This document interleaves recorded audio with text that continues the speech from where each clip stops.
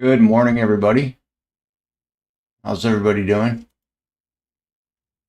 Hope everybody had a good trading day yesterday. Pretty wild with Tesla. Big rally and gave it all back. Everything we talked about in pre-market yesterday was spot on, though. Got that speed zone, recoup that speed zone on the top side, and then big sell-off in the afternoon. So uh, good opportunity there. So let's get into what we have today. Unemployment claims 225,000, higher than expected. I think that's got to be good for the market, for interest rates, anyways. We have some Fed speak going on right now, and then 9 a.m. we have Secretary Bassett speaking. So you got to pay attention to that. And then we have some more Fed speak there at 9 o'clock as well. Natural gas shortage. You've got Governor Bailey still speaking, and for the pound currencies there. And then let's go over to tomorrow. Tomorrow we cap off the week with average hourly earnings month over month and non-farm unemployment change, and then the unemployment rate at 7:30, and then that'll be it for the economic data for the week. And let's get into things right now. If you're new to the channel, subscribe to the channel, hit that thumbs up button, like this video as usual. The VIX right now starting to pop up a little bit, a little sell-off. For all you crypto people, Bitcoin is getting hammered pretty nicely. So the crypto winter is still happening right now. Let's see what crypto is doing right now. Let's see if it's making any kind of comeback here. Yeah, a little bit. It's down about 3,000. Now it's only down 2,000. So we'll see what happens. Maybe some buyers will start stepping up here. One thing to know about Bitcoin, if you've been a Bitcoin buyer and seller, I have bought and sold Bitcoin probably, I don't know, maybe 10 times through the lifespan of it. And I have lost money every single time, because when the market starts selling off like this, you can't help to think, okay, well, there's no real assets here, and you got to sell off on this. And I'm not giving any advice on Bitcoin. I just know that every time this happens, I get that urge to just get out of it. And right now, the only the way I'm involved with my exposure with Bitcoin is I'm just buying. I bought the grayscale Bitcoin, so that's where my investment on Bitcoin is. However, I think I just saw something that Charles Schwab is going to have a vehicle to actually trade the crypto itself. So I would pay attention to that. So anyways, getting back into it, a little gap up here from the VIX down at 1605, 1606, that area, just below the 1699 20-day moving average. Still would like to see us down here. It's not horrible where it's at right now, but nonetheless, I'd like to see it flat and less volatile. Let's get over to our oils right now. Crude still below $100 a barrel, nicely falling off on talks of this agreement with Iran, and so anytime that there's going to be some kind of talks on that, you're going to have some sell off on the oil, because it's going to relieve some pressure on the straits and oil will start flowing smoothly again. I would say you'd like to see us get below this $92.41 a barrel. Seems to be holding that level though right now. So for all your oil traders here, if we lose that 92.41, I think we can make some direction towards that $87.42 per barrel, which kind of hovers just above the 100-day moving average at $84.79 a barrel. If it spikes and we do have these moving averages at 96.58 and 97.69 respectively, the 20 and the 50-day moving average. If you get above those, then you're going to be pushing your way back towards $100 range again. This $101 and change price per barrel. So if we look at Brent crude, it's going to pretty much be the same, a little higher though, obviously 94, not horribly. It's almost right on the money for with our crude, sweet crude they call it. So not bad here. Like to keep it going south. It helps our pocketbooks. So let's get into the ES. Again, if you're new to the channel, subscribe to the channel, hit that thumbs up button, like this video. ES right now, nothing's changed with these levels, people. It's nice that we're starting to get some pullback right now. You need this pullback. You can't continue to just go straight up without any pullback. I did hear a number yesterday. There's over $7.5 trillion on the sidelines right now.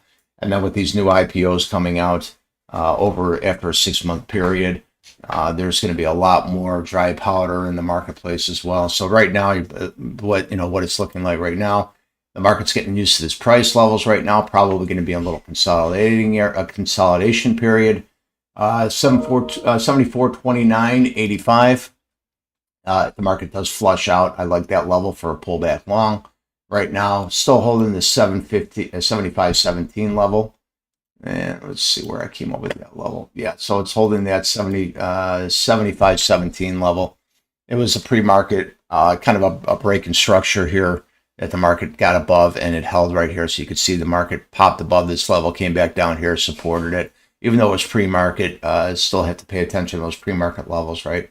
So I would say today, in order for the market to push up, you're going to have to get above the 75.57 and a half level. If not, and if you do, you possibly push into the 75.70, 75 and get a little resistance there. However, this is post-market yesterday. It's a little speed zone right here. So if you get above that, you push up into that 75.70 pretty quickly.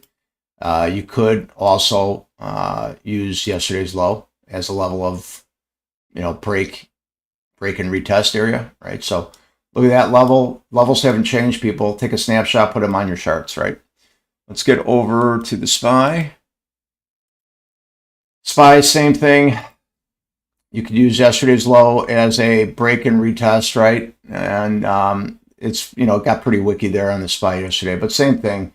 You have the 753.57 and a 754 level. You could probably get some resistance there. If you do break through that, then you could possibly, get back up into this level right here. Let me see if this was a low here.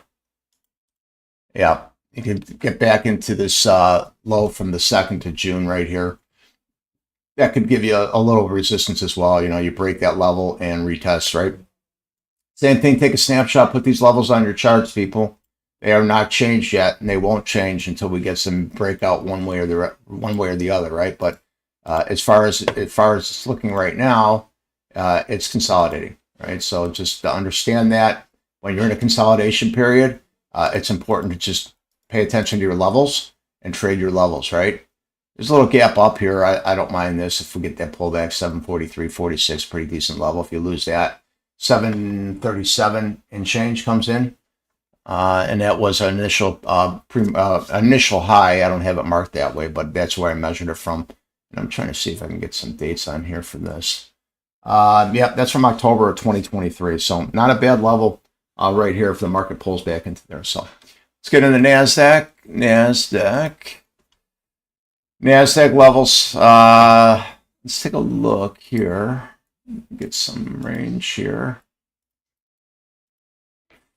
Same thing. So we're losing this 30,270 level. It's trying to regain it a little bit. I think that's going to be a line in the sand for today.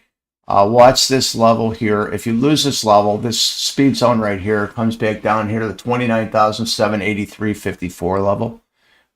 Again, on the upside, 30,693 is your first level of resistance. If you pop up there, you could mark this all-time high. I'm going to wait till the market finishes out the week before I start putting in another all-time high.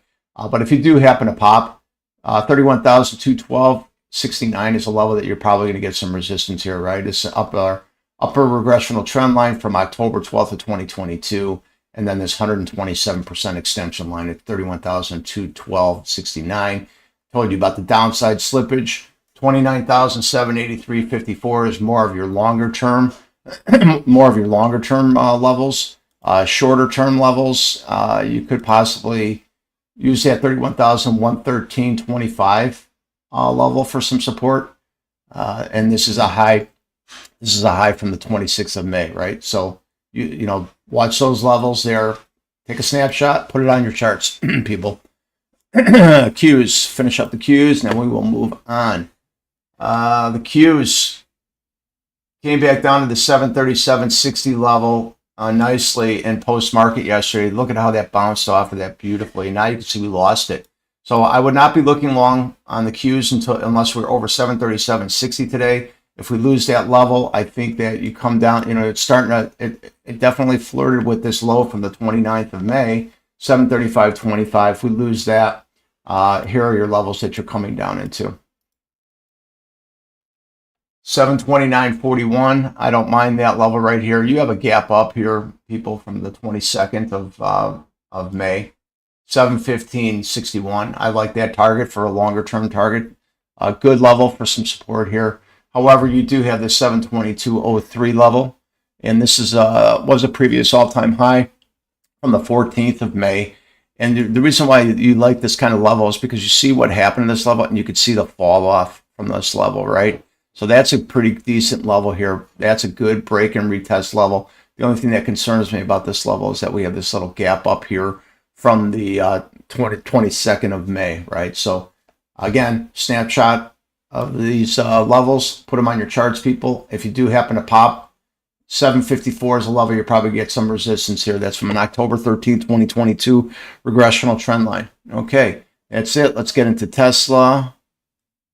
And we'll go here. That. Again, if you're new to the channel, subscribe to the channel, hit that thumbs up button, and like this video. We spoke yesterday of this level right here, which was 424.10. I said if you get above that level, you're going to fill this speed zone, and sure enough, like a champ, fill the speed zone, and then big levels of rejection here. So this is going to be a pretty tough level for Tesla to get over. This you can see how that really flushed off of it. So I'm going to redo all my levels this weekend, but you can see that it came up here and rejected like a champ. So what happened now? What did this just do? It created another speed zone on the downside here. Same thing, people. So I'm saying right here, this Friday close is a level that I'd be looking at. I'm going to remove this 424.10 level because that was from the previous day. Removing that. 422, let's see if that's still coming into play for me. I don't like that 422. I could leave it there and see how the market responds to it. It seems like it's starting to respect it a little bit, but I am not sure about that level right now. So I think that here's yesterday's close, 423.70. Obviously, you don't want to be looking long unless you're above that. Here's a line in the sand right here if you want to pop above. Let me see this 428.14. Did it give us any kind of stuff here? So this 428.14 is the low from the 29th. We'll keep that there for today, and we'll see how that works for us.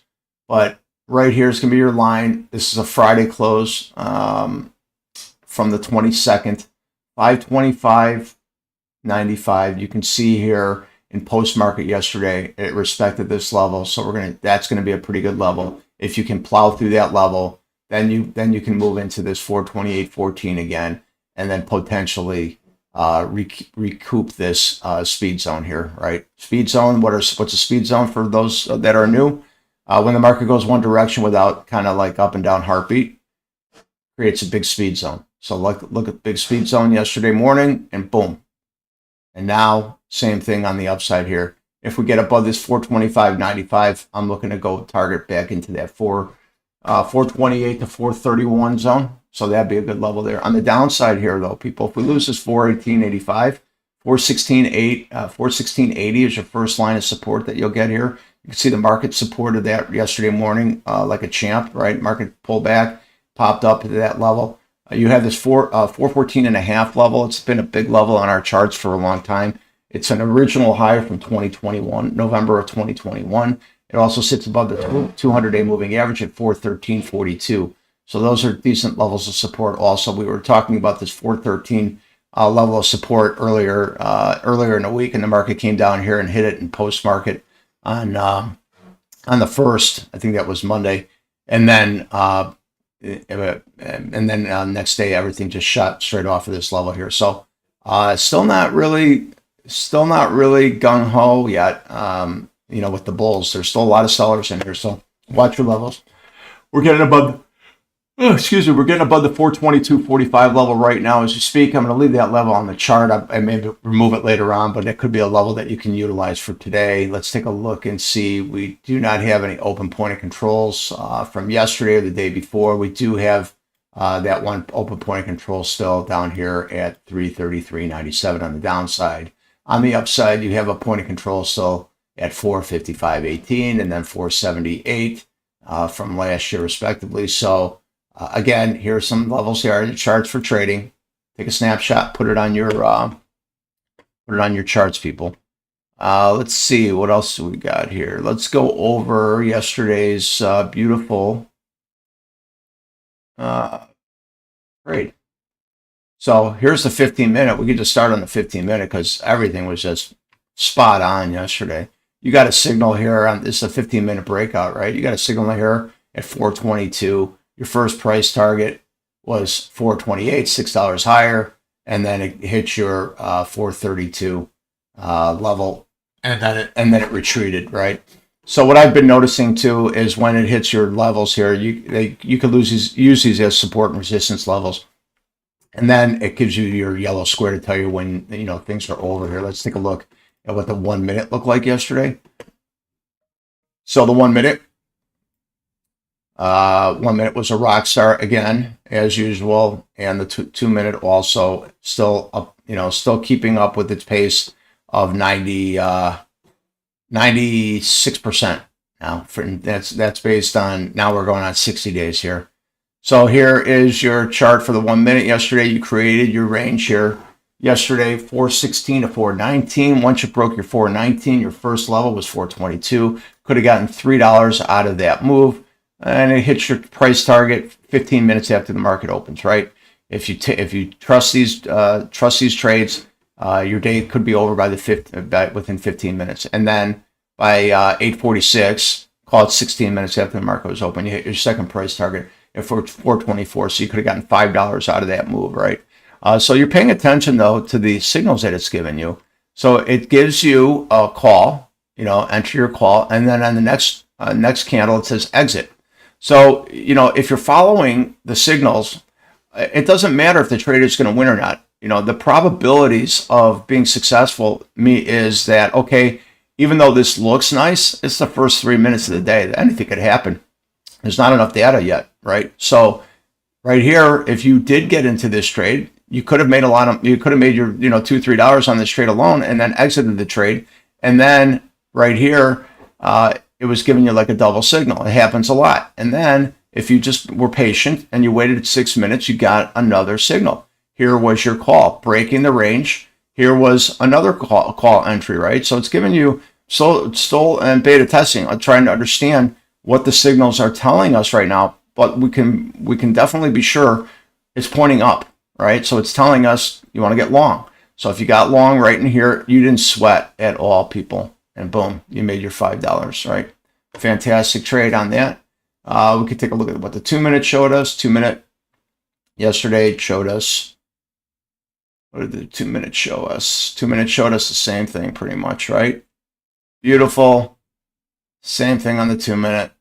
See if it expanded our range. $4, actually a little smaller of a profit taken than the 1 minute, right? Interesting.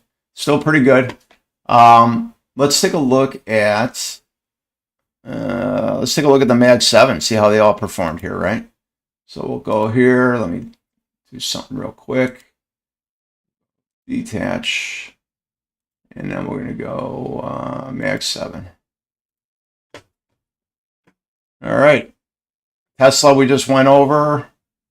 Let's go over NVIDIA. What did NVIDIA do for us yesterday? Make this a little bigger for us. NVIDIA looks like it was a big winner. Yep. NVIDIA, boom. Got your signals.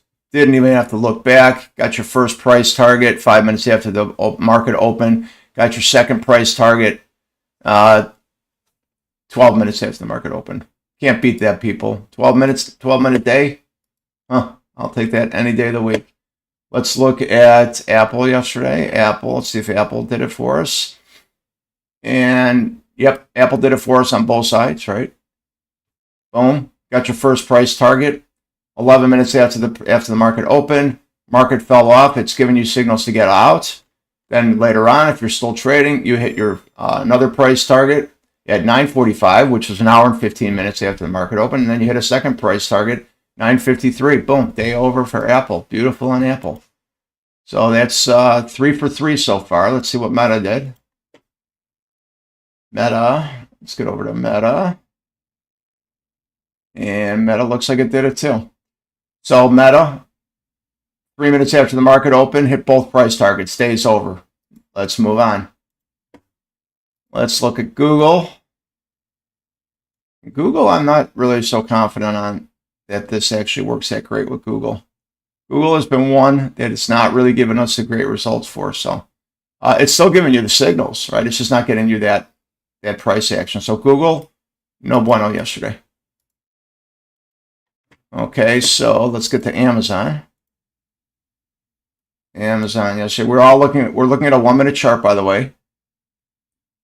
Amazon, boom, winner.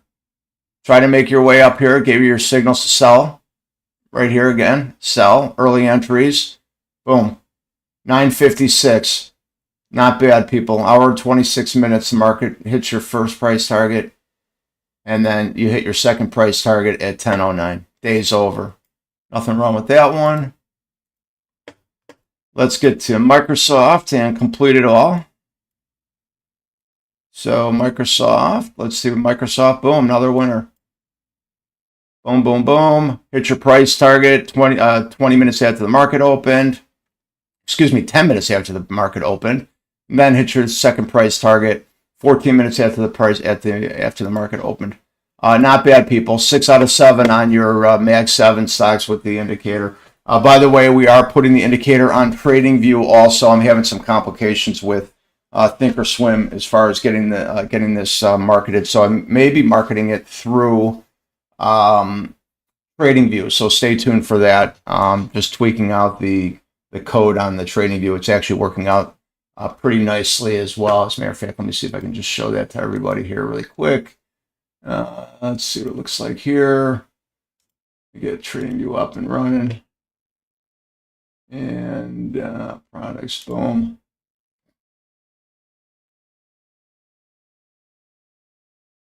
And let me just see if it popped up there yesterday. Sorry for this delay here. Just trying to maneuver. Sorry, people. Okay, here's TradingView. So TradingView, it's not bad. It's pretty smooth. It's giving you the same signals that we receive on Thinkorswim. So we have to get used to this platform a little bit. But for those of you that trade on TradingView, a lot of people like the TradingView app, right? It's pretty smooth. It's easy to move around. Let me see if it's giving us our signals here. Yeah, so this is a 1 minute from yesterday. We can go same thing. We'll go all the way to 15 minute. Yep. So it's giving us our signals that we had yesterday as well. On the 15 minute on the TradingView, right? So beautiful signals here.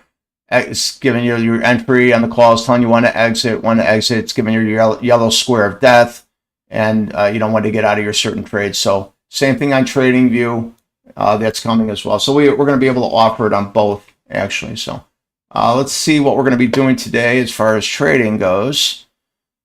Trading, we are going to have our 4:30 calls that expire tomorrow and our 4:15 puts that expire tomorrow as well. So it's a little kind of in between here, right? We're at 422 right now. So $8 move on Tesla could be done in like 5 minutes, people, right? So you can see where the premium closed yesterday at $3.90. We're just below yesterday's close. So this premium will open up a little lower, maybe in the low threes. And then obviously for this, the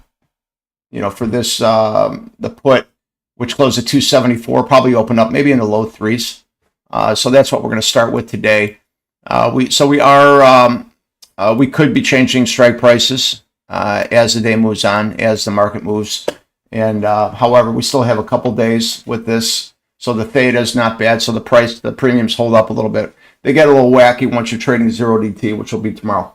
Anyways, that's going to be it for today. Again, if you're new to the channel, subscribe to the channel, hit that thumbs up button, leave a comment in the chat if you want me to cover any stocks that I don't cover. I will not cover any penny stocks. Go down below and or go into the chat and join our Discord community by the link that says WAP on there. And the Discord channel is free.